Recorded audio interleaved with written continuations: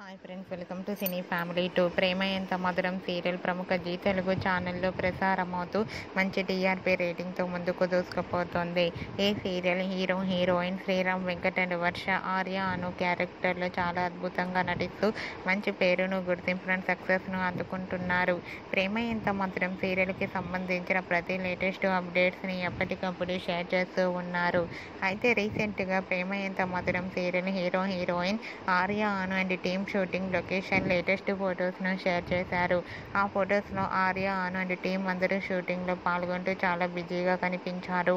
ఆ ఫొటోస్ చూసిన వారంతా nice pics and eagerly waiting this latest episode అంటూ కామెంట్స్ పెడుతున్నారు.